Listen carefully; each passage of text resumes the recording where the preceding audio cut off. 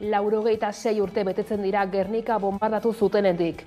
1937ko apirilaren 26an, Alemania Kondor Legioak eta Italia fasistako Aviazione Legionaria abiazioak Gernika bombardatu zuten 100 hildako eta zauritu eraginez. Urtero bezala, sarraski hura gogoratzeko ekitaldi ugari antolatu dituzte herrian. Aurten lehenengo aldiz, Felix Bolaños, Memoria Demokratikorako ministroa joango da ekitaldietara. Azken ikerketen arabera, 2000 lagun baino gehiago hil ziren bomben ondorioz. Kaixo eguerdion, Gernikako bombardaketaren 86. urteurrena dugu gaur, eta honekin batera urtero bezala hainbat ekitaldi antolatu dituzte sarraskia gogoratzeko. Martxoak 3 elkarteak bombardaketaren biktimen omenez sirena jotzeko ohorea izango du. Arratsaldeko 4:00 lore eskaintza egingo zaie bombardaketan hildakoei hilerrian. Horren ondoren, Gernika Garretan izeneko kale antzerkia izango da. Eta egun amaitzeko kandelen ibilbidea egingo da Foruen plazatik abiatuta.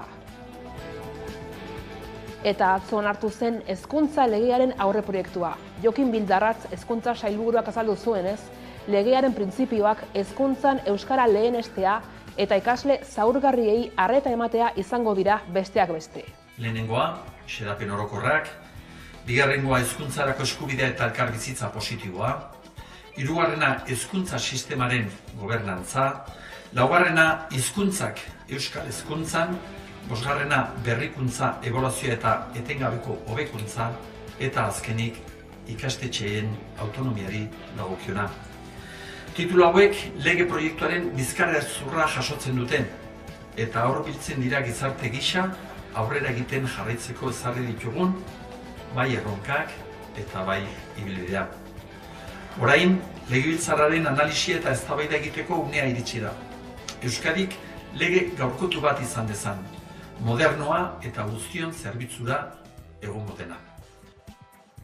Baldintzapean geratu da Aske Sebas Etxaniz euskal presoa. 20 urte eta erdi espetxealdian eman ostean. Bestetik, Aitzol Etxaburu euskal herriratu dute, Martuteneko espetxera ekarriz.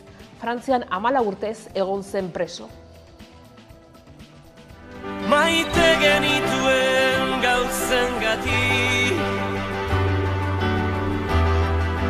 erori ginen preso, baina gure maitasuna oraindik ez dago preso.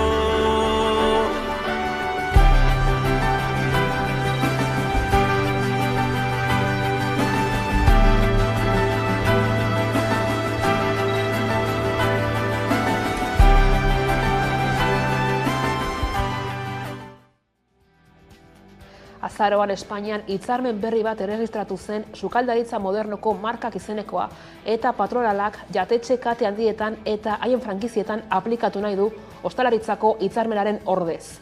Horrek beste murrizketa batzuen artean 140 inguruko soldata murrizketa dakar. Hori salatzeko protestak egin dituzte gaur hegoaldeko hiriburuetan eta Amekako lankideak Bilbon izan dira. Eskatzen duguna da, hemen lan egiten badozu, hemengo lan baldintzak aplikatzea, hori da Bizkaiko hitzarmena aplikatzea, eta ez estatu mailako hitzarmen bat sinatuta komisione sujete eta fetikorekin. Ulertzen dugu patronala gure dauena da, egin da, hemengo langileen lan baldintzak prekarizatu albada gehiago. Elak da zigak, hitzarmen hori inpugnatu egin dugu, gaur dekogu epaiketa audientzia nazionalean eta 4 herrialdetan, Euskal Herriko 4 herrialdetan kontzentra bat egin dugu. Orduan gure dugune da, hemengo langileen lan baldintzak bermatzea. Arantxa Urreta Bizkaia idazleari emango dio 111 akademiak urteko saria. Akademiako kideek idazlearen azken etxea eleberria izendatu dute iaz argitaratu zen libururik gogokoena.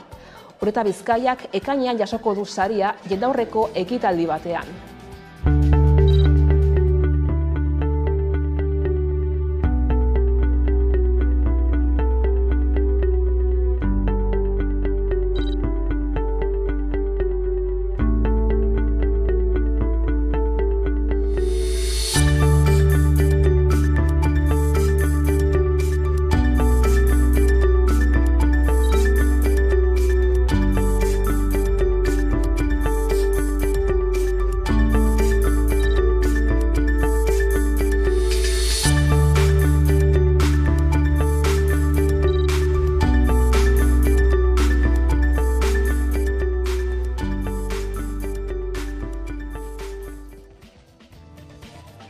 Eguneko titularrak aipatuta heldu diezaiogun eguneko gai nagusiari. 86 urte betetzen dira Gernika bonbardatu zutenetik. Hori dela eta urtero bezala sarraski hura gogoratzeko ekitaldi ugari antolatu dituzte Gernika herrian.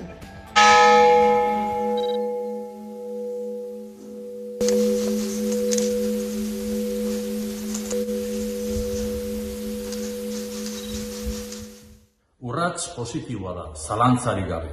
Baina, arraroa zirudien, 8 hamarkada baino gehiago eta 55 urte baino gehiago behar izatea demokraziaren garaian lehen urrats hori emateko.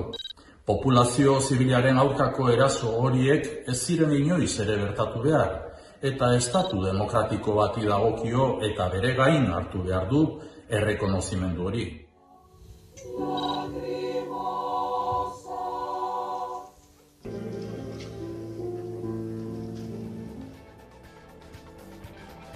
Eta atzo onartu zen hezkuntza legearen aurreproiektua. Jokin Bildarratz hezkuntza sailburuak azaldu zuenez, legearen printzipioak hezkuntzan euskara lehenestea eta ikasle zaurgarriei arreta ematea izango dira besteak beste. Hezkuntza legearen aurreproiektua onartuta Jaurlaritzak Legebiltzarrera bidaliko du lege testua tramitazioa hasteko. Azken urte honetan hezkuntza arloko eragileek eta sindikatuek parte hartu dute euren proposamenak eta aldarrikapenak aurkezten. Orain azken testua ezagututa balorazioak egin dituzte.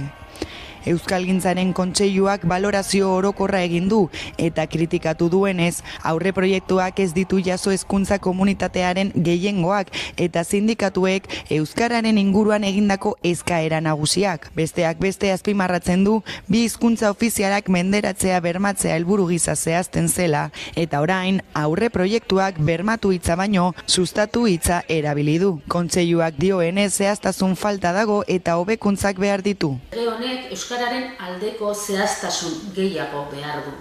Legeak euskara gehiago behar du. Bestalde sindikatuei dagokienez, elak behin-behineko balorazioa egin du.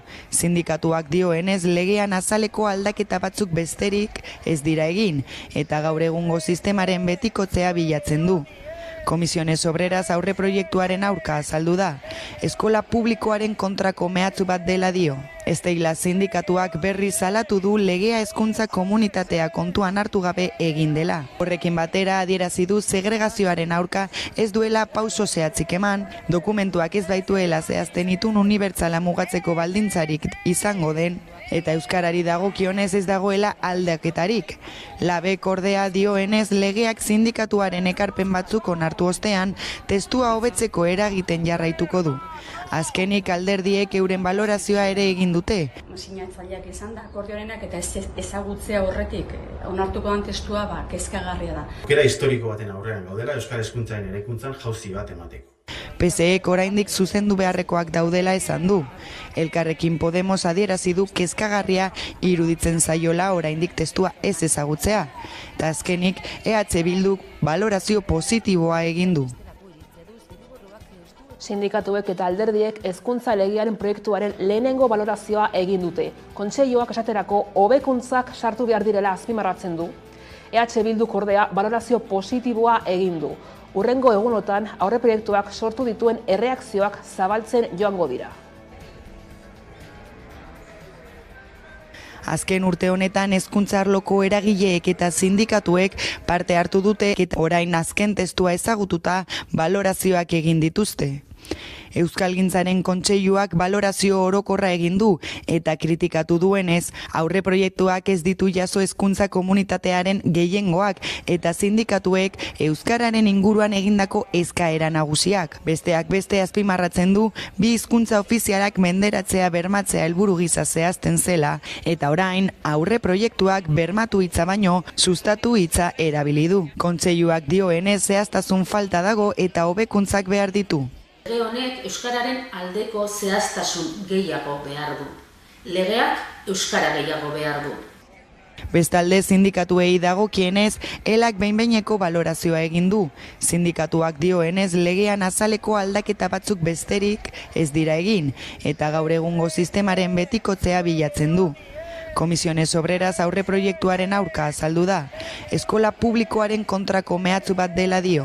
Esteila sindikatuak berri salatu du legea hezkuntza komunitatea kontuan hartu gabe egin dela. Horrekin batera adierazi du segregazioaren aurka ez duela pauso zehatzik eman, dokumentuak ez baituela zehazten itun unibertsala mugatzeko baldintzarik izango den, eta euskarari dagokionez ez dagoela aldaketarik. Labek ordea dioenez legeak sindikatuaren ekarpen batzuk onartu ostean, testua hobetzeko eragiten jarraituko du. Azkenik alderdiek euren balorazioa ere egin dute. Sinatzaileak izan da, akordioarenak eta ezagutzea horretik onartuko den testua kezkagarria da. Aukera historiko baten aurrean gaudela euskal hezkuntzaren eraikuntzan jauzi bat emateko. PSEek oraindik zuzendu beharrekoak daudela esan du. Elkarrekin Podemos adierazi du kezkagarria iruditzen zaiola oraindik testua ez ezagutzea. Ta azkenik EH Bilduk balorazio positiboa egin du. Maiatzaren lehena langileak kolpatzen dituen egiturazko krisi batean helduko da. Izan ere, behar ginen bizi kalitatea okertzen ari den bitartean, kapitalak irabaziak metatzen jarraitzen dituela salatu dute sindikatuek. Eta testuinguru horretan, langileen nazioarteko egunean, kalera ateratzeko deia egin dute sindikatuek greba eta borrokaren garrantzia aldarrikatzeko. Maiatzaren lehena langileak kolpatzen dituen egiturazko krisi betean helduko da. Izan ere, langileen bizi kalitatea okertzen ari dela salatu dute sindikatuek. Krisi ekonomiko eta soziala, zaintza krisia, larrialdi krisia, guzti horiek bata bestearen atzetik eta langileen, herritarren bizi baldintzak okertzen, kaskartzen ari dira. Gora egin du gainera egoera zaurgarrian eta pobrezian dauden herritarren kopuruak. Eta bien bitartean, kapitalak irabaziak metatzen jarraitzen ditu. Langileak desjabetzen diren enean, enpresen irabaziak, banketzenak, zaintzarekin negozio egiten duten enpresenak, edo likagai banaketa kate handienak gora doazela ohartarazi dute. Gure gobernuen inakzioa eta bestetik blokeo patronala. Patronalak oztopatzen ditu gaur hitzarmenen negoziazioa. Era berean, M-bata soldaten eta pentsionaldeko defentsan murgilduta dator.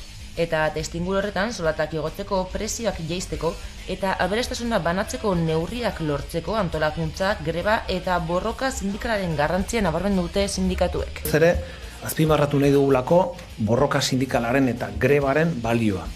Borroka sindikala eta greba lotuta daudelako lorpenekin. Ez dagoela eraldaketarik, patronala eta instituzioak horretara behartu gabe. Ez dagoela eraldaketarik, konfrontaziorik gabe, aktibazio sozialik gabe. Euskal sindikatuek bakoitzak beraldetik deitu dituzte langileen nazioarteko eguneko protestak.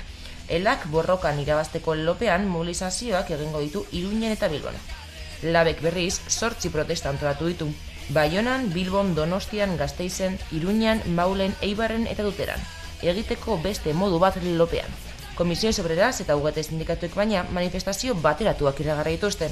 Eta soldatak igo, presioak jaitsi irabaziak banatu goiburupean kaleraterako dira Iruña, Bilbo, Donosti eta Gasteizen. Bestalde, zeretek arrazoi ugari ditugu lelopean protestak antolatu ditu Bilbo, Barakaldo, Donostia, Iruña eta Gasteizen. Bada maiatzaren lehenean, kaleak betetzeko deia egin dute aldaketa baten behar aldarrikatzeko eta egoeren erantzule diren patronal eta gobernuei seinalatzeko.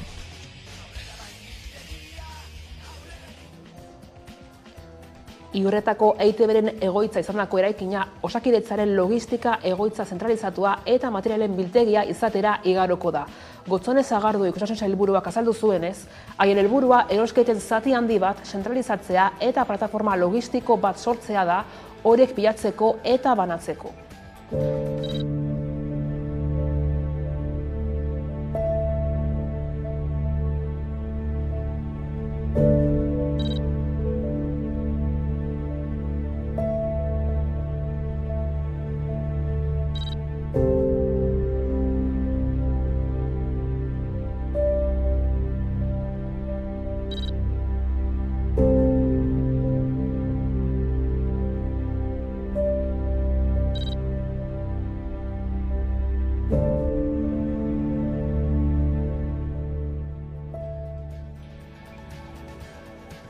Gipuzkoako probintzia auzitegiak agindu du Arkaitzerrekan 2020an eta 2022an izandako isurketak batera ikertzeko. Bien artean loturak ikusten dituela eta Gaur-gaurkoz, Gipuzkoako hondakinen kontsorzioko zuzendaria eta 4 enpresetako arduradunak daude inputatuta 2020ko maiatzeko isuri toksikoagatik. Testuinguru honetan, larunbatean Lasarte Oriatik Zubietako erraustegiraino oinezko martxa egingo dute errausketaren aurkako mugimenduak deituta. Gipuzkoako auzitegiak ebatzi du loturak ikusten dituela 2020ko maiatzean eta 2022ko uztailean Zubietako erraustegitik Arkaitzerrekara egindako isuri kutsatzaileen artean. Eta beraz agindu du bi epaitegitan bideratzen ari diren eginbideak ikerketa bakarrean metatzeko, fiskaltzak eta gurasosek eskatu bezala. Ebazpenean auzitegiak fiskaltzaren eskariz isurketa kutsatzeien jatorria zehazteko egindako analisi, ikuskapen eta atestatuan oinarritzen da. Ikerketa geratuta zegoen azarotik auzitegian, ikertzeko eskumenik ez zutela argudiatuta. Gipuzkoako auzitegiak baina ikertzeko agindu dio 5. instrukzio auzitegiari, eta ez dagoela egiterako tarterik. Autoa irmoa da, eta haren aurka ezin da errekurtsorik aurkeztu. Gurasos plataformak positibotza jo du albistea, erraustegia sortzen ari den kutsaduraren ikerketa behar bezala bideratzen duela iritzita. Eta nabarmendu du ikerketa bateratu eta sakonagita lortu dela erraustegiaren funtzionamendu okerrari buruz. Lurpeko eta azaleko uren kutsadura oso larria eta iraunkorra eraginduen funtzionamenduari buruz. Gaur-gaurkoz Gipuzkoako hondakinen kontsortzioko zuzendaria eta 4 enpresatako arduradunak daude inputatuta 2020ko maiatzeko isuri toksikoagatik. Testuinguru honetan, larunbatean Lasarte Oriatik Zubietako erraustegiraino oinezko martxa egingo dute errausketaren aurkako mugimenduak deituta. Erraustegia airea, ura eta lurra kutsatzen lelopean Okendo plazatik abiatuko dira goizeko 11:00. Agintariei exigitzeko geldi dezatela erraustegia, ez dezatela gehiago hondakinik erre, ez Zubietan, ez Añorgan, ez Bergaran eta ez inon. Zubietako erraustegiko errealitate kutsatzailea agerian utzi nahi dute. Horren adibidetza jarri dute Arkaitzerrekan gertatutakoa.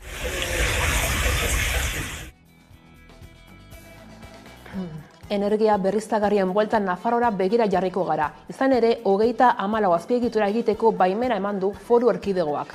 Horietatik 17 parke eolikoak izango dira, eta beste 17 eguzki parkeak. Guztira, 1314 megabat ekoiztuko dituzte, 420 megabat eolikoek eta 894 eguzki panelen parkeek. Nafarroak bikoiztu egingo du orain arteko energia eolikoa eta eguzki energia ekoizteko ahalmena. Energia berriztagarrien 34 parke berriri baimenak emanda, 17 parke eoliko eta 17 eguzki parke eraikiko dituzte. Urren ez urren 420 megabat eta 894 megabat ekoiztuko dituztenak. Instalazio horiek 1314 megabateko potentzia izango dute orotara. Creo que Navarra está haciendo una apuesta real por esa transición energética. 34 espedienteek Nafarroako gobernuko organo eskudunek emandako ingurumen eta hirigintza bateragarritasuna dute, eta aurretiazko administrazio baimenen jasota daude. Gainera parke eolikoen kasuan 3 martxan jartzeko akta dute jada. Alegia Buñuelen joango den Pestrez parkeak, Kabanillasen eraikiko duten Serralta parkeak eta Orkoiengo parkeak jaso dute martxan jartzeko oniritzia. Aldiz 50 megabat baino gehiago ekoizten dituzten azpiegiturei eta herrialde bat baino gehiago hartzen duten parkei, Espainiako Trantsizio Ekologikoko Ministerioak eman beharko die baimena. Orkoiengo parkean jarri dute azpimarra, izan ere parke esperimentala izango da, enpresa jabeak esperientzia hartzeko etorkizunen Nafarroko energia berriztagarrien ekosistemaren lehiakortasuna hobetzeko. Dena denez da horrelako lehenengo parkea, Alaizkoan ere horrelako beste 6 aerosorgailu daude. Bestalde Korraldel Molino bat izeneko parkea hibridoa izango dela azpimarratu dute, energia eolikoa eta eguzki energia batuko baitituzte. Era horretara elektrizitate gehiago sortuko du parkeak. Orain artekoei 34 energia parke hauek batuta, 2700 eta 407 megabat ekoizteko ahalmena izango du Nafarroak, eguzki panel eta aerosorgailuekin.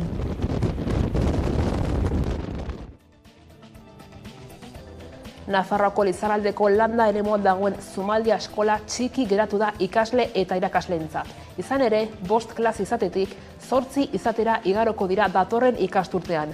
Gurasoek agerraldia egin dute eta plataforma bat sortzeko nahia ere adierazi dute.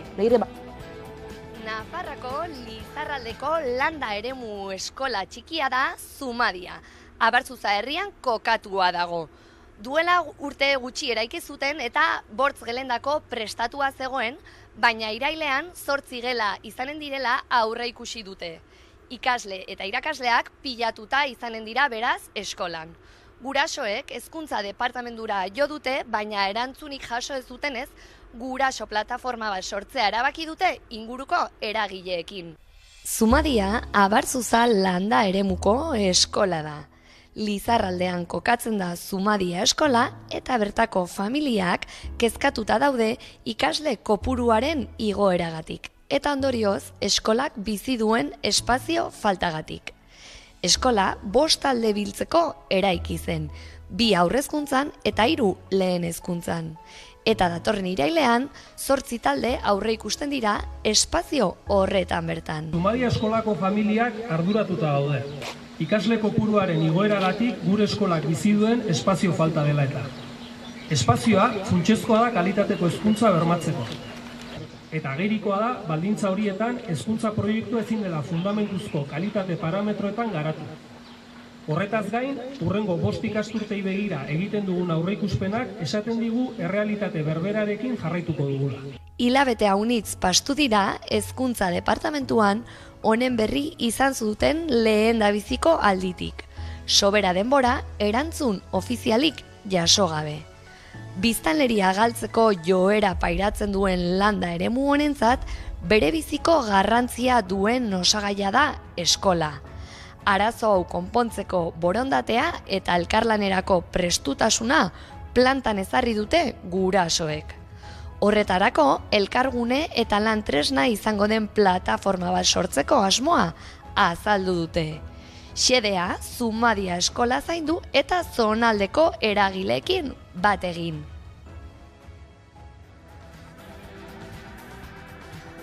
Etxarriaren asko Andramari ikastolak Sakarako mankomunitatearekin elkarlanean Eman Arnasa gureari jardunaldia antolatu du 2023ko Nafarroa oinezen testu inguruan. Bertan hezkuntza eta euskara uztartuko dira. Kike Amonarriz, Idurre Eskizabel edo Nora Salbotz adituek hartuko dute parte besteak beste. Leire. Larun batean, Erdiz Bizirik plataformak antolaturik manifestazioa izan zen Iruñako karriketan barrena.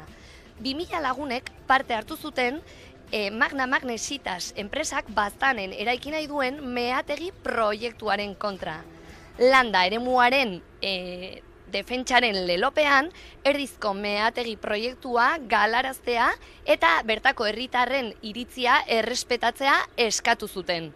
Eta salatu dute horretaz gain Nafarroko gobernuak ez duela tramitazioa bertan bera utzi nahi. Hainbat alderdik, sindikatuk eta kolektibok babestu dute proiektua eta Erdiz Bizirik plataformak aurrera jarraitzen du. 2000 lagun elkartu dira Iruñean Erdiz Bizirik elkarteak meatze proiektuaren aurka deitutako manifestazioan. Landa eremuaren defentsan lelopean Erdizko meatze proiektua geldiaraztea eta herritarren iritzia errespetatzea eskatu dute. Gure lurrak direnak enpresa pribatu batein manai zaizkio bere interes ekonomikoak nolabait bermatzeko eta argierak utzi nahi dugu guk hau ez dugula nahi, ez dugula hautatu eta honen kontra egonen garela eta indarrak behar ditugula bildu olako proiektu suntsitzaien kontra aitzeko. Gogora dezagun Magnesitas Navarrasek 2022ko uztailean Nafarroko gobernuan Erdizeko meatze proiektu aurkezteaz gain proiektu hori udalez gaindiko eragina duen sektore proiektu gisa izapidetzea ere eskatu zuen. Eta Magnesitas Navarrasei eran nahi diogu hemen egon garela, aintziran egonen garela, eta ez dugula holako makroproiektu suntsitzailek onartuko, Baztanen ez inon. Honen aurrean hainbat alderdik sindikatuk eta kolektibok ere babestu dute proiektuaren aurka asteburuan egindako manifestazioa. Lurraren nazioarteko eguna aprobetxatuz, oztopo guztien gainetik Nafarroako landa inguruna bizirik eta indartsu dagoela erakutsi nahi izan zuten antolatzaileek. Nafarroako gobernuei eskatu nahi diogu herriari hitza ematea, ez gainetik pasatzea, Baztandarrek erabakiko dugu zer nolako baztan nahi dugun. Hortaz gain ere Nafarroako gobernuak obligazioa du Erdiz Natura 2000an eta zaindu beharreko eremu izan da zaintza espazio hori edo esparru hori eta ez du egiten, eskatzen dugu hori egitea eta UGPA tramitazioa bertamera uztea. Erdiz bizirik plataformatik azpimarratu dutenez, Baztan Ibarra Nafarroako lehen sektorari eusten dion eremu nagusietako bada, eta erdiz funtsezkoa da maila horri eusteko. Horregatik salatu dute proiektu honek arriskon jartzen duela belaunaldiz belaunaldi iraunkorra izan den bizimodua.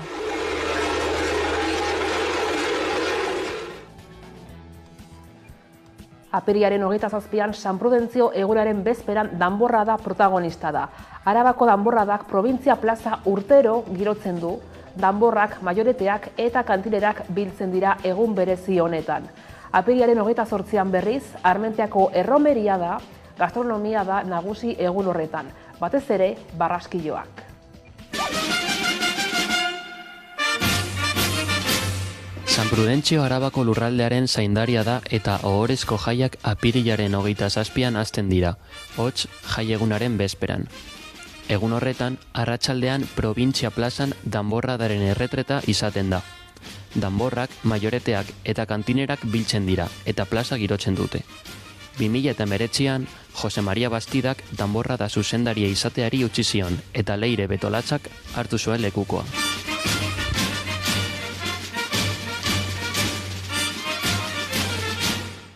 Bueno, pues ez beteta, ez? Berri hori izan zen niretzat, alaitasun betetaz sentu nintzen, eta emakumea izateari, nin beti esaten dut naturala hartu nuela, ez?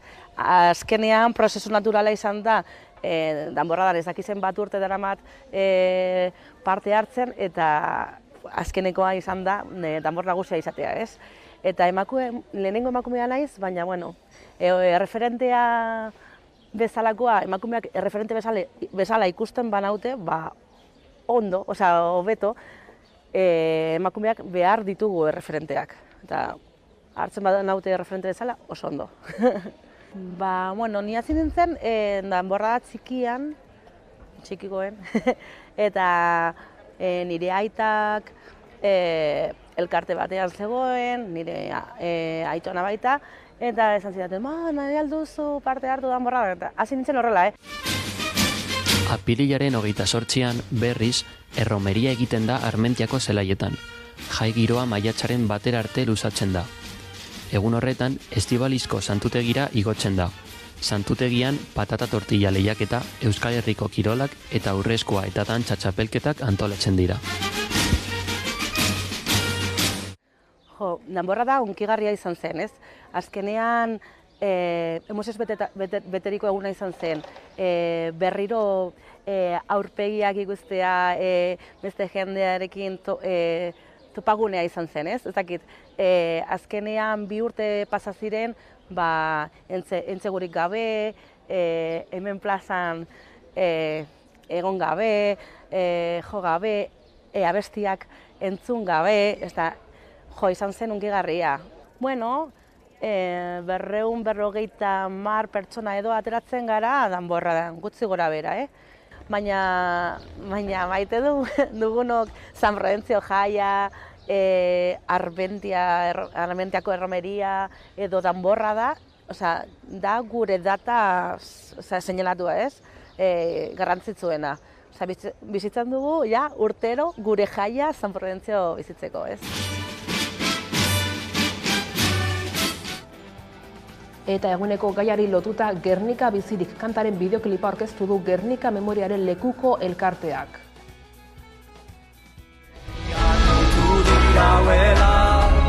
Azaleratu behar dela, lau haizetara edatzea geure lana dela.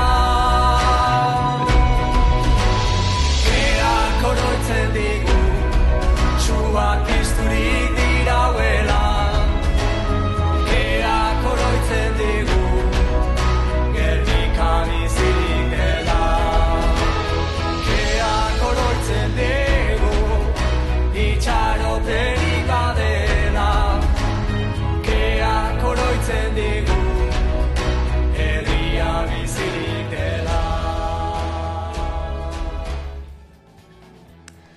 Eta kiroletan ate joka dugu maiatzaren 6, Osasuna eta Real Madridek jokatuko duten kopako finalaren egun handia. Sevillan ez ezik, Nafarroako herri eta hiriburuan partiduaren egunera begira prestaketa lanetan ari dira jokalariak zein zaletuak. Sevillarako sarrerarik ez duten zaleek, Iruñako Gaztelu plazan ikusi ahalko dute, partidua 4 pantaila erraldoietan ikusgarri izango dute. Leire. Taxoarera heldu gara Osasunako entrenamendua salseatzera. Izan ere, Osasuna oso modan dago. Zer erranik ez, ligako Kadizen kontrako eta larunbateko Betisen aurkako partidua irabazi eta gero. Gainera, salbazioa izateaz gain, gehienek Europara ere begiratzen dute. Baina garrantzitsuena ate joka dugun maiatzaren 6ko finala da. Osasunak Real Madriden kontra jokatuko du norgehiagoka eta gainera partidua arrisku handikoa izendatu dute. Eta Sevillan ez ezik, Nafarroan eta Iruñean ere ospatuko dugu festa eta partidu erraldoia. Izan ere, Gazteluen parantzan 4 pantaila handi paratuko dituzte partidua ikusi ahal izateko. Osasuna momenturik gorenean dago. Pasaden larunbateko Betisen aurkako garaipenak lehendabiziko mailako txartela luzatu dio eta baikorrenek ere Europara begiratzen dute. Baina garrantzitsuena dudari gabe maiatzaren 6ko Sevillako Lakartujako norgehiagoka izanen da. Real Madriden kontra jokatuko duen kopako finala. Momentuz, 19.000 gora zaletuk izanen du sarrera eta dagoeneko Gorritxo uholdea garraio eta alojamendu bila ari da. Iruñeko udalak 4 pantaila erraldoi paratuko ditu Gazteluen parantzan, Sevillara joan ez diren zaletuek partido eta giroarekin profitatu dezaten. Nafarrako bertze herrietan ere partidua ikusgai paratuko dute. Hala nola, Zizur, Mutiloa, Argetas, Faltzes, Irunberri, Biana, Artika, Fitero, Koreia edota Kaskanten. Iruñeko alkateak ere azpimarratu du partidua galdu edo irabazi, jokalariei behar bezalako harrera egingo zaiela. Finalera iristea bakarrik garaipen handia dela. Zale Gorritxoak udaletxeko balkoitik Jagobaren bertsoa aditzeko irrikitan.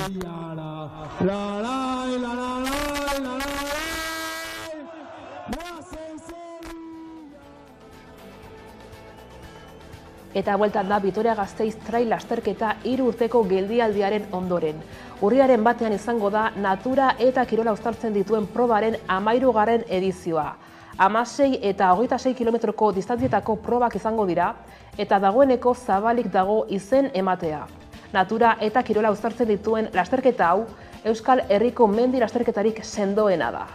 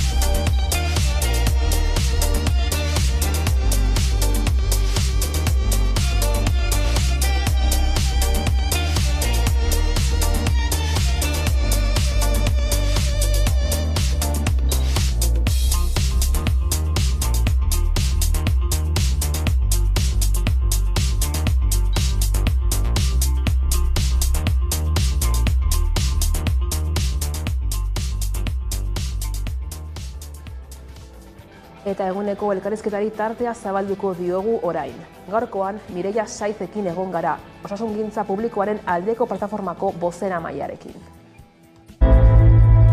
Ez dakiten non gauden, ezkutatu gaitezen.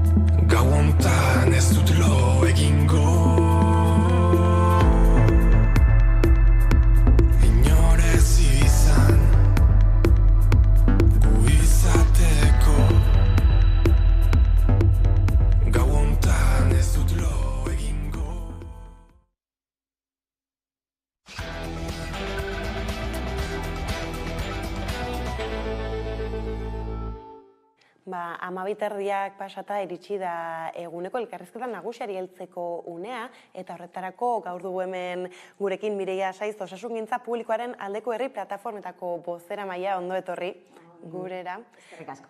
Eta tira, hasiko gara apur bat asteburura begira, izan ere manifestazio jendetsua, oso jendetsua burutu zen bai Gasteiz, Donostian eta Bilbon, Bilbon bakarrik 13.000 pertsonatik gora batu ziren, beraz hor bada haserre metatua eta aldarrikatzeko gauza asko izan zaituzten, nolako balorazioa egiten duzue? Herri plataformatik oso balorazio positiboa egiten dugu, 70 eragile sozial, sindikar, auzotar, ekologista, feminista atxikitu ziren manifestazioetara, oso garrantzitsua izan da, baita ere 1000 eta 1000 herritar, osasungintza publikoaren defentsan ez da, balorazioa positiboa da, nesko baietz. Ez baina, hainbeste jende batzea bada erakusle, jendea ohartzen ari dela egoera, ez dela bat ere samurra zer da jendea pairatzen ari dena, osasungintzara akzeditu nahi duenean.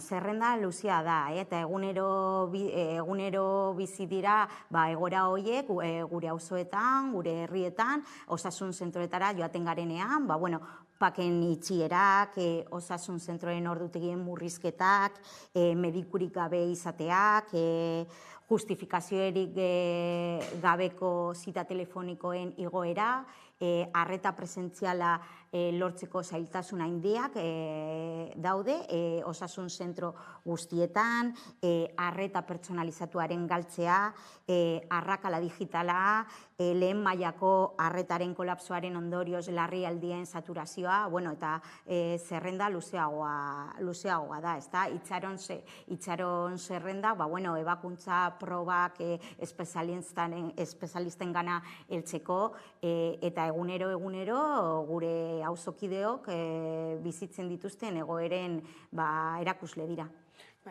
Horregatik eta aipatu duzun guzti horregatik beste falta diren horien gatik Osakidetzaren desegitea gelditu behar dela. Esan duzu, alare hor, Gotzone Sagarduik, entzun dugu hainbatetan esaten hola, ez dagoela desegiterik, gezurra dela hori. Ohituta gaude Gotzone Sagarduiren gezurretara, eta ohituta gaude egiten duten manipulazioara, ez da, Gotzone Sagarduik inbertsioari buruz hitz egiten du, baina aipatu behar da nora bideratzen den inbertsio hori, ez da, hitz egin behar dugu externalizazioari buruz, zerbitzuen kontratazioari buruz, kontsultorien kontratazioari buruz, diru hori bideratzen da lehen mailako arreta indartzeko, arreta presentziala hobetzeko, hurbileko arreta indartzeko, ala bideratzen da enpresen subkontratazioentzako eta haien enpresa lagunen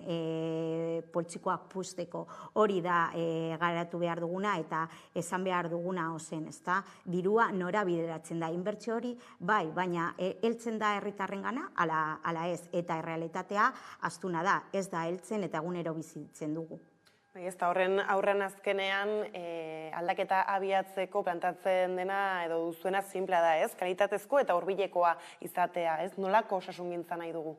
Nahi dugu hurbileko osasungintza integrala, unibertsala eta 100% publikoa, irisgarria egokituta eta 100% publikoa izatea eta denon eskura, ez da privilegio bat, osasun eskubidea unibertsala izan behar da eta hori da bereziki eskatzen duguna. Baina hor, lehentxeago desegiteaz aritu gara, baita ere ez privatizazioa, eta barrak aipatu dituzu eta esana duzu ere plataformatik nola desegite programatua edo ez, prozesu hori pentsatua dela, zergaitik edo zer esan nahi du horrek? Badago hoja de ruta programatu bat, osasungintza publikoa desegiteko, osasungintza publikoa argaltzeko eta osasun pribatua gizentzeko, ezta pertsonek osasun arazo bat dutenean, arreta behar dute eta erantzunak behar dute, eta osasun publikoan ez badituzte aurkitzen, osasun pribatura jotzen dute, ez naita baizik eta larrialdiaren ondorioz edo erantzun horren beharraren ondorioz, azkenean klinika pribatuetara eta mutuetara bideratzen da, hori igoera hor dago. Orduan, badago programazio bat hori osasun publikoa argaltzeko, desegiteko eta osasun pribatuaren mesederako. Eta esaterako, justu atzo irakurtzen genuen prentxan ELA sindikatuak egindako salaketa bat, Jurretan Osakietzak inteligentziazko zentro bat eraiki nahi duela, eta apurrat hildo berdinari tiraka hori erakusle bat litzateke. Bai, hau da izan dugun azken berria, eta hau zer esan nahi du, behitu haiek nola bihurritzen dituzten hitzak, datuak, ematen duten informazioa, azkenean zer esan nahi du hori biltegi horren sorpena, enplegu publikoa eta kalitatezkoa suntsitzea, enplegu prekarioaren alde, pertsonal propioarekin eramaten diren biltegiak iztea, eta zerbitzu hori subkontratatzea, enplegua prekarizatuz, eta hori enpresa pribatu baten eskuetan usteko. Hau da, adierazle nagusi bat, ezta? Eta gauzak horrela iren artean, besteak beste, sagarduik berak, edo osasun sailak fokua jartzen du, besteak beste langile faltan. Ez hor, zein da egoera, izan ere hor datu batzuk badaude, eta ikusi dugu nola urtarrietik otsaiera Osakidetzak 3.705 langile kalean utzi zituen, honek jardunaldi osoko langileak zirelarik. Haien gezurren beste adierazle bat da, ikusi dugu nola badagoela plantilla, pertsonala, ez dela dena konpontzen medikuekin, behar dugula beste pertsonal mota bat, denetarikoa, ere biltegietan lan egiten dutenak, eta ikusi dugu nola enplegu publikoa suntsitzen dutela, eta enplegu horiek beharrezkoak direla, hori lehen arreta indartzeko, eta dauden arazo strukturalak konpontzeko, baina horretan ez dute inbertitu nahi. Enpresetan baina pertsonalan eta kalitatezko kontratuetan eta plantillan ez. Hori da salatu behar dena. Eta esan dugu nola Jaurlaritzak fokoa baduen batetik justifikatzerako orduan plantillan bertan, eta beste bat ez bada pandemia. Oraindik ere pandemia behin eta berriro entzuten dugu, nola Osakidetza oraindik ere errekuperatzen dabilen pandemiak utzitakotik, hala ere badira hainbat datu eta Arartekoak berak esan da ere nola pandemia aurretik ere egoera ez zen guztizona edo nahiko genukena bezala. Azkenean pandemiak eragin duena da hori desegite programatu horren azkartzea, baina egoera hor zegoen, apur bat izkutuan, agian ez ginen hain konstiente, zegoen egoeraz, eta pandemiak hori azalaratu egin zuen, baina egiturazko arazoak bazeuden hor, eta pandemiak azkartu edo areagotu egin du prozesu hori, eramaten zuten prozesu hori azkartzea. Eta gero hor, kuriosoa da nola, herritar plataformek eta esan duzuen plataforma horretan beste hainbat eta hainbat eragile, sozial, sindikal eta abarrak badaude, 70 bat oker ez banabil, asko da, beraz, jendea badago kezkatuta eta aserrez, hala ere, kaleak esaten dio gobernuain norbait esaterren ez, gezurretan dabilela, eta alderantziz hor ze posibilitate irekitzen dira, ez dakit soluzio bat zabaltzeko. Ezke egiturazkoa arazoa da eta egiturazko aldaketak egin behar dira. Ez da, ze osasun publikoaren modelo bat, zein nahi dugun, ze modelo nahi dugun, eta hori birpientzatzea eta eraikitzea. Eta kaleak eta herritarrek ezigitzen duten modelo hori argia da, 100% publikoa, hurbilekoa, lehen arreta hori zeharkako fokoa izatea, irisgarria, eta ikuspegi sozialarekin, genero ikuspegiarekin, modelo bat herritarrekin eraikia eta sortua, eta ez dago posibilitaterik momentu horretan ez dugu ikusten borondaterik hori negoziatzeko edo herritarrekin garatzeko, ez da haien ideia. Eta hori ere bada arrazoi batez, osasun sailburua beraren dimisioa eskatzeko, ez bera jotzen duzue erreduntzatein handi batean? Bai, dimisioa eskatzen dugu, baina ez da nahikoa Sagarduiren dimisioarekin. Egiturazko aldaketak behar dira, eta zertarako balio du aurpegi bat kentzea beste bat jartzeko eta prozesu berarekin aurrera jarraitzeko. Hori ez da guk nahi duguna, eta ez da guk exigitzen duguna, ez da privatizazio eta desmantelazio prozesuari utz egitea eskatzen dugu, eta lehen mailako arreta indartzea eta beste eredu bat izatea guztiontzat. Bai, ez dela ere dimisioek eta lakoek badirudi gurean toki handirik ez dutela, gertatzen dela, baina behintzat ez hor kaleko pultsuaz lehen ere aritu gara ez, baina behintzat egia da oso handia dela eta horrek indarra ere emango dizue asko. Bai, hau baina hasiera baino ez da, herri plataformak sortu dira, jendearen kezka azalarazteko eta mobilizazioak sortzeko eta egoerari buelta emateko, ez da, hasiera da eta jarraituko ditugu mobilizazioekin, osasun zentroetan eta behar diren leku guztietan, gure ahotsa entzun dezaten, ez da. Eta orain bukatze aldera mobilizazioak aipatu dituzula, dagoeneko behin iragan asteburuko mobilizazio jendetxo hori eginda, baituzu bestatzuek markatuta? Bai, oraintxe bertan balorazioaren ondorioz egutegia prestatzen gaude, eta hurrengo asteetan probintzietan ere egongo dira mobilizazio ezberdinak herrietan, herri plataformak deituta, eta hau da, kalearen ahotsa eta jendeari kezkatzen zaiona eta entzun behar dutena gobernuan eta Eusko Jaurlaritzan, gauzak aldatzeko. Bai, ez, baina justu orain gaude olako hauteskunde garai handi batean, naiz eta ez duen eragiten justu, ez, esparru horri bada garaia agian, ez, arlo politikotik eta jakinarazpenak egiteko, edo gaia hartzeko hala ere egia da, osasunaren arloan badirudi, horma oso potoloa badela. Bai, begira, presio soziala beharrezkoa da, kaleak mobilizatzea, eta hau da daukagun bide bakarra. Bestela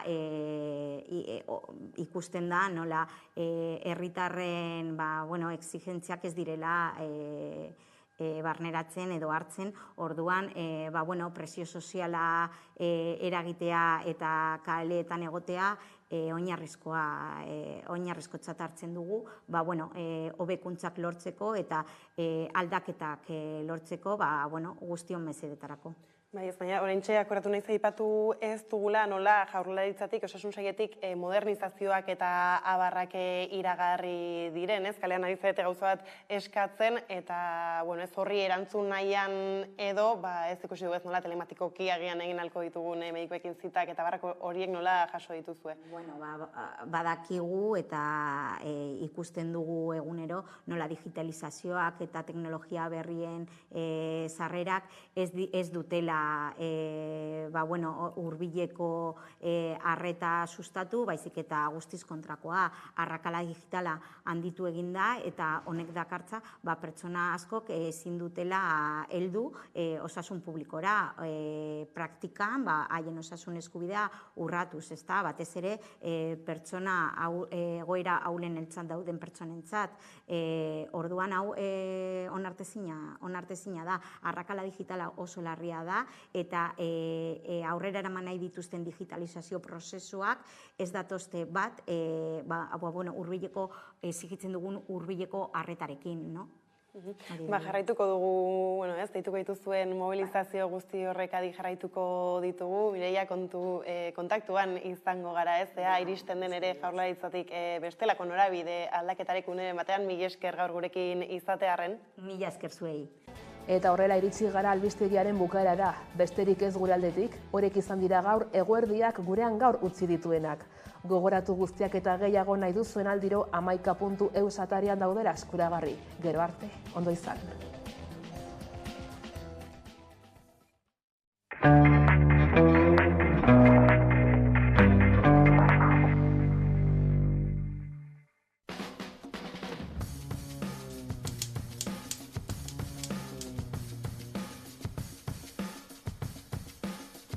Musika baino artista bat pentsatu dut aukeratzea batez ere sekulako eragina eduki duelako nire ibilbidearekin, eta nola ez hori James Brown jauna da,